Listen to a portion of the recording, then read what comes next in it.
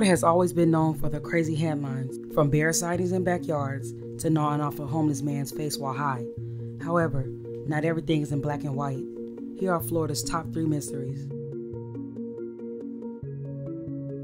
In 2018, police thought they had a murder on their hands when 71-year-old Alan Jay Abrahamson was found unalived with a gunshot wound to his chest. Turns out, Alan had faked his murder using a gun and a weather balloon. Alan's family was baffled when they got the call that their dad and husband had been unalived. He had no enemies, and he was supposed to see his friend this morning, as he always had done. When discovered, he was missing his watch and his usual $200 in cash. All that was left behind was his phone, but no sign of a struggle. Plus, he was found in Palm Beach Gardens, Florida, which was considered a safe neighborhood. On camera, you can see Alan walking behind a building, and then you hear a single gunshot. Still, police was baffled a week after his death. That was, until they searched his phone and emails. In his email, they found that he had purchased a $55 weather balloon and a helium tank a month before his death. That's when the detective thought of the possibility of a suicide. They thought he had attached a gun to the balloon, and once he shot himself, it floated. This theory was backed by the trail of blood left on the right side of Alan's shirt. They traced his calls back 10 years and found searches and voice messages that asked questions like undetectable suicide methods and can you get life insurance if you unalive yourself? The helium balloon you need to lift 3 pounds. Is there a way to hide a suicide gunshot?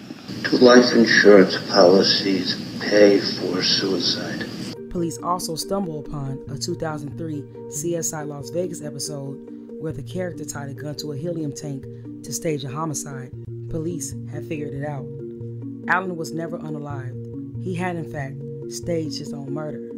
My theory is he staged his own murder to ensure his family could get life insurance when he passed away. The gun and balloon were never found, but the case is closed.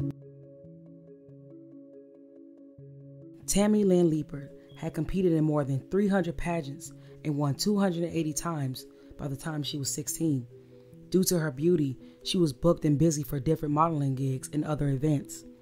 In 1982, at just the age of 16 years old, she was cast in a teen exploitation film called Spring Break. The movie even grossed $25 million at the box office. However, after attending a party out of town, she became more and more unlike herself. She began to behave paranoid. When receiving phone calls, she would tell people to avoid the call or tell them she wasn't there. She even told her mom that she saw something she wasn't supposed to see and felt like someone was trying to unalive her, saying they would come after her if she told what she saw. She even thought a van with mirrored windows was watching her from across the street. She became more and more withdrawn over the weeks and secluded herself in her bedroom. Things looked up for Tammy when she was offered a small part in Al Pacino's 1983 film, Scarface. After 4 days of filming, Tammy became hysterical during a scene where someone was shot and blood spurted out. She became more and more anxious, and she insisted someone was trying to unalive her. She ended up quitting the film and going home. However, she never expressed fear or danger when asked by a local sheriff. She was evaluated by Brevard County Mental Health Center, where there was no sign of drug or alcohol abuse. On July 6th, she had met up with her friend Keith Roberts. Her mother recalls feeling like that would be the last time that she would ever see Tammy.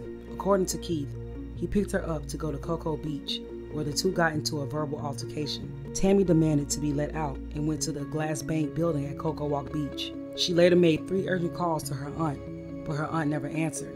She was out of town. She also called her friend, who was unable to answer as well. After that, she was never seen of or heard of again. Possible theories is that she left on her own due to her and her mother getting into arguments over her career. Her mother said that they did argue from time to time, but the arguments were small and not a cause for concern. Another theory is that Tammy saw something she was not supposed to see. She did mention something about money laundering before. During that time, there were dozens of money laundering cases in Florida. A third theory is that her friend Keith had something to do with her disappearance. Her mother said Tammy expressed to her she felt Keith wanted to unalive her. However, there was no concrete evidence that could link Keith to Tammy's disappearance. A fourth theory is that serial killer Christopher Wilder was a possible suspect, but he committed suicide in 1984. Unfortunately, the case of Tammy Lieber has never been solved. Patrick Lee Mullins was a beloved librarian at Palmetto High School in Bradenton, Florida. He was married with a wife and children. Pat regularly went boating, and on January 27, 2013, it was no different. However, this day, he never came home. His wife Jill became panicked when her husband never came home to help her rearrange their furniture like he had promised. Jill called her son Miles, who rushed home from the University of South Florida. They called 911 and reported him missing. The next day, Pat's boat was spotted. A tugboat captain had reported a boat being adrift. They confirmed the boat had indeed belonged to Pat. Pat's family was baffled because the engine was still running and some of his personal items still remained intact on the boat. The boat was located a great distance from where he said he was. The team spent nearly 70 hours and covered 2,200 square miles to try and find Pat. Despite best efforts, they called the search off January 29th due to having no success. 7 days later, a fisherman spotted what he thought was a mannequin under 4 feet of water. To look, and the man realized that it was actually a body. The body was later confirmed to be of Patrick Mullins. He had a gunshot blast to the head and was weighted down with a 25-pound anchor. The gunshot wound to his head was the cause of death. The back of his skull, cheek, and face were no longer intact. There were multiple exit wounds at the top of his head during examination. There was no blood spatter on the boat, and Patrick didn't own a gun. His bank accounts also never showed any purchase of a gun. Also, his body didn't really show any indicators of decomposition. This led to believe he died closer to the day he was found and not the day he disappeared. However, the manner of death was deemed inconclusive. Pat's death was quick to be called a suicide, but Pat's family knew better. Pat was shot at close range beneath his earlobe, so it would have been nearly impossible for the wounds to be self-inflicted, according to the medical examiner. He did, however, state that the rope tied around him seemed to be self-engineered. Due to Pat's lifestyle and no known enemies, investigators took the possibility of him being unalived off the table. Pat's family thought Pat Mullins may have saw something he wasn't supposed to. Pat's family believed that an associate of Pat's named Damon Crestwood would have possibly had something to do with Pat's death.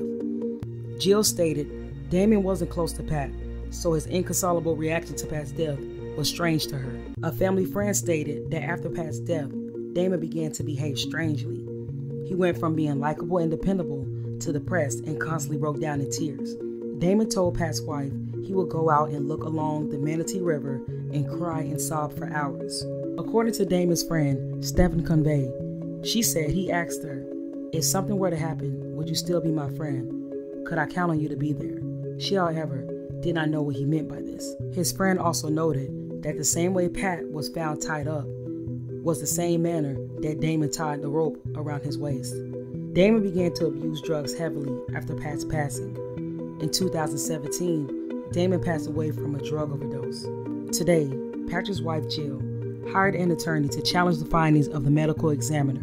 In response, a $10,000 award was raised for any information about Pat. She and her attorney were successful in getting the Florida Department of Law to classify Pat's death as a homicide after being undetermined for years.